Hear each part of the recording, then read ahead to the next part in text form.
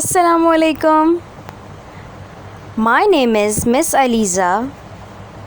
I am the science teacher of class 2 from Sir Syed Children's Academy. Today is our 9th lecture in which we will solve our revision worksheet. आज हमारा 9th lecture है जिसमें हम solve करेंगे अपनी revision worksheet. You have to receive this worksheet from your school. आप ये worksheet अपने स्कूल से रिसीव कर सकते हैं अगर आपने अभी तक नहीं की. But first of all, like our videos, subscribe our channel and press the bell icon to never miss an update. This is our final term revision worksheet of science from all of the 3 chapters which are included in your final term syllabus. ये हमारे final term की revision worksheet है उन chapter से जो chapters आप final term में पढ़ चुके हैं. तीनों चैप्टर्स से ये वर्कशीट है. कौन कौन से चैप्टर हैं जो हम पढ़ चुके हैं? Plants, understanding ourselves and other animals, and last chapter is material. So from this worksheet our question number 1 is this: label the following diagrams. आपके पास 2 डायग्राम्स हैं, इनको आपको लेबल करना है. हमारा क्वेश्चन नंबर 1 इस वर्कशीट का यही है. आइए सबसे पहले हम major organs of the human body को लेबल करते हैं.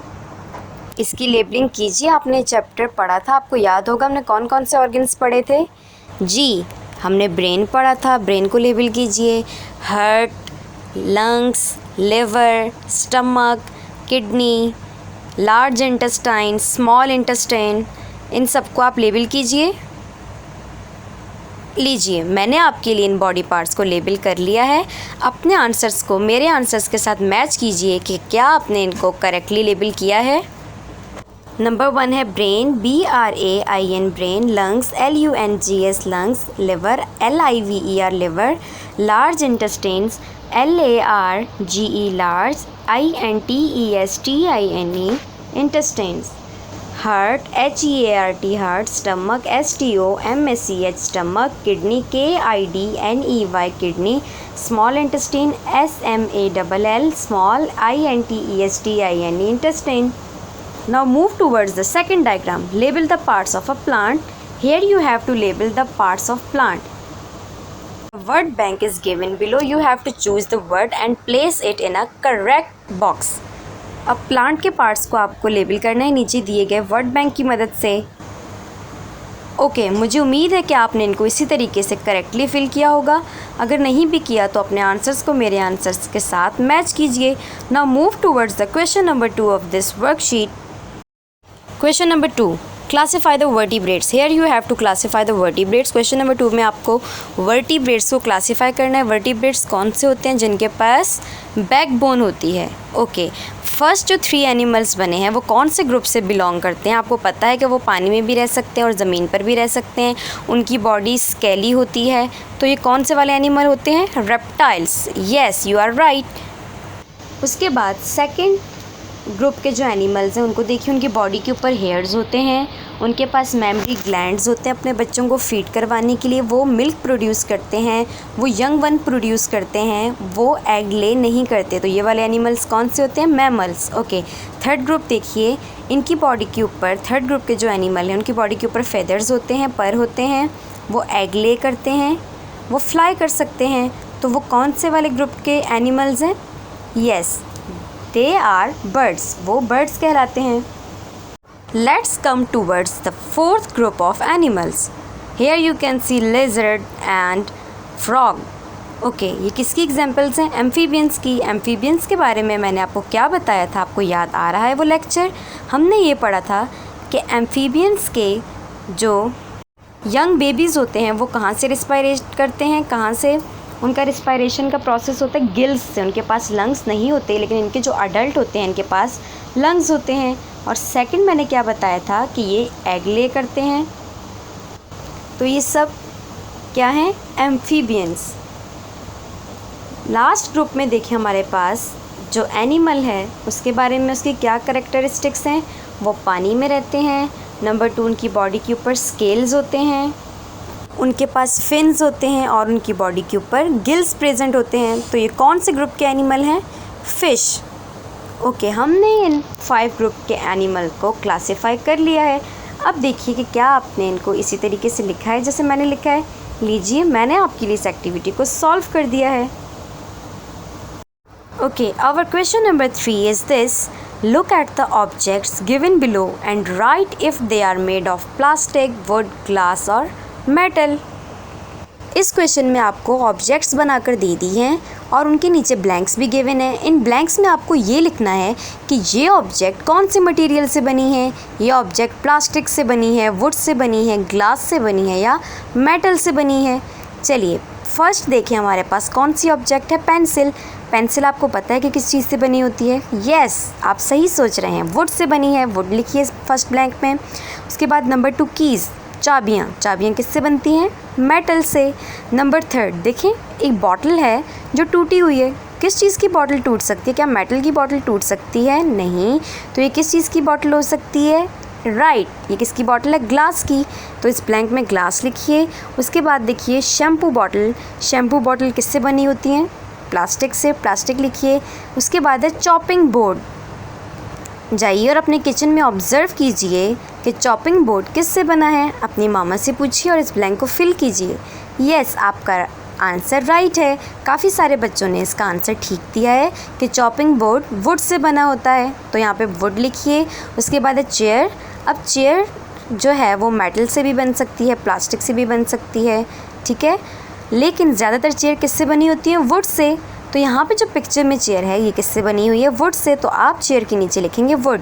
उसके बाद है लाइट बल्ब। लाइट बल्ब किससे बना होता है? ग्लास से। उसके बाद है फ्राइंग पैन। फ्राइंग पैन किससे बनता है? मेटल से। देन फिश बोल। फिश बोल किस चीज़ से बनता है? ग्लास से, क्योंकि वो ट्रांसपेरेंट होता है ना, फिशेस हमें अंदर नज़र आ रही होती हैं। इट मीन्स कि वो किससे बना हुआ है? ग्लास से। उसके बाद है डोर। डोर किससे बनते हैं? वुड से, ठीक है। उसके बाद है बेबी बॉटल। बेबी बॉटल किससे बनी है? प्लास्टिक से।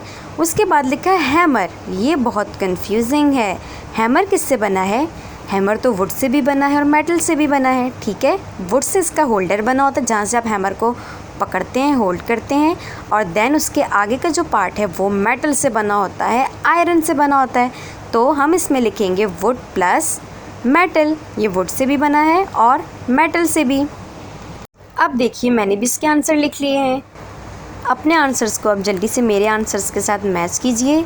Number 1 wood, then metal, glass, plastic, wood, metal, glass, wood, plastic, wood plus metal. Okay, question number 4 is this. Complete the following table of the human organ system.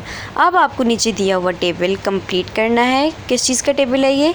Human के organ system का। First जो part है table का उसमें लिखा है diagram और उसमें डायग्राम्स बनी हुई हैं।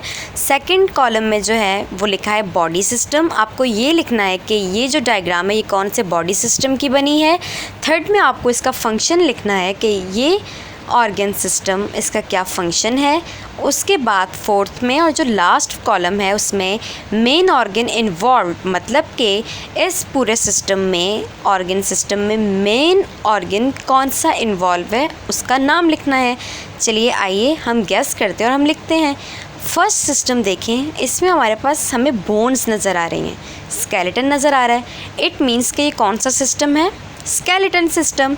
तो हम लिख लेंगे स्केलेटल सिस्टम। उसके बाद हमें फंक्शन लिखना है। आप सब जानते हैं कि स्केलेटल सिस्टम का क्या फंक्शन होता है। वो हमारी बॉडी को सपोर्ट देता है और प्रोटेक्शन देता है। और कौन सा मेन ऑर्गन है जो इसमें इन्वॉल्व है? स्केलेटल सिस्टम है, तो इट मीन्स के बोन्स हैं जो इसमें इन्वॉल्व है। मेन ऑर्गन क्या हुआ हमारा इसका? फर्स्ट वाली डायग्राम का बोन्स। ओके, सेकंड पर आइए। सेकंड सिस्टम जो है वो ब्रेन के साथ कनेक्टेड है। इट मीन्स कि कौन सा सिस्टम है? Nervous system. And nervous system controls all the activities of the body. और नर्वस सिस्टम हमारी बॉडी की तमाम एक्टिविटीज़ को कंट्रोल करता है। मेन ऑर्गन कौन सा इन्वॉल्व है इसमें? Brain. Okay, now move towards the third diagram. Third diagram में देखिए कि पूरी बॉडी में हमारी जो है आर्टरीज और वेन्स हमें नज़र आ रही हैं और किसके साथ कनेक्टेड है? हार्ट के साथ। इट मीन्स कि हमारा कौन सा सिस्टम है? Circulatory system. Okay, what is the function of circulatory system? Yes, it circulates all the material in the body. ये हमारी बॉडी में जितना भी मटीरियल है उसको सर्कुलेट करता है कौन कौन सा मटेरियल है हमारे ब्लड को, हमारे वाटर को, हमारे फूड को, हमारी ऑक्सीजन को, इस सब को कौन ट्रांसपोर्ट कर रहा है हमारी बॉडी में? हमारा सर्कुलेटरी सिस्टम। ओके, हमने इसका फंक्शन पढ़ लिया। मेन ऑर्गन इन्वॉल्व, कौन सा ऑर्गन है मेन जो इसमें इन्वॉल्व है सिस्टम में? Heart. Now move towards the fourth diagram. Fourth diagram में देखें हमें लंग्स नज़र आ रहे हैं। इट मीन्स के कौन सा सिस्टम हो सकता है? Respiratory system. Yes, what is the function of respiratory system? It helps in respiration, ये हमें सांस लेने में मदद करता है, इसका ये फंक्शन है। मेन ऑर्गन इन्वॉल्व, कौन सा ऑर्गन है? लंग्स। लंग्स हमारा मेन ऑर्गन है रिस्पायरेटरी सिस्टम का। After that the next diagram is of digestive system. Yes, उसके बाद हमारे पास डाइजेस्टिव सिस्टम है। What is the function of digestive system? It helps us in digestion, ये हमें डाइजेशन में हेल्प करता है। मीन्स कि हमारे फूड को ब्रेक डाउन करने में हमारी हेल्प करता है। जो फूड हम खाते हैं उसको ब्रेक डाउन कौन करता है? उसको छोटे छोटे पीसेस में कौन कन्वर्ट करता है? हमारा डाइजेस्टिव सिस्टम। इसका फंक्शन क्या हुआ कि ये हमारे फूड को ब्रेक करता है। मेन ऑर्गन इन्वॉल्व, कौन सा मेन ऑर्गन है जो इस फंक्शन में इन्वॉल्व है? यस, स्टमक हमारा मेन ऑर्गन है जो कि डाइजेस्टिव सिस्टम में मेन रोल प्ले करता है। Okay, last diagram is of muscular system. Yes, last diagram हमारी मस्कुलर सिस्टम की है। What is the function of muscular system? It enables us to move, ये हमें इस काबिल बनाता है कि हम मूव कर सकें। हमारे मसल्स हमें इस काबिल बनाते हैं कि हम मूव कर सकें। मस्कुलर सिस्टम का मेन ऑर्गन कौन सा है जो इस फंक्शन में इन्वॉल्व होता है? मसल्स। राइट, हमारे मसल्स जो हैं वो मस्कुलर सिस्टम में मेन रोल प्ले करते हैं। जब मैं सॉल्व करवा रही थी, अगर आपने साथ साथ कर लिया तो वेरी गुड, लेकिन अगर आपने इसको नहीं किया अभी तक या आपने अगर कर भी लिया है तो अपने आंसर्स को मेरे आंसर्स के साथ मैच कीजिए। मैंने इसको सॉल्व कर लिया है।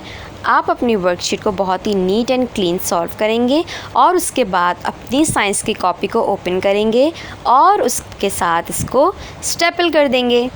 अपनी वर्कशीट को आपको खोना नहीं है, इसको सॉल्व करने के बाद अपनी कॉपी में स्टेपल कर देना है। I hope you have understand this lecture. Take care students. Allah Hafiz.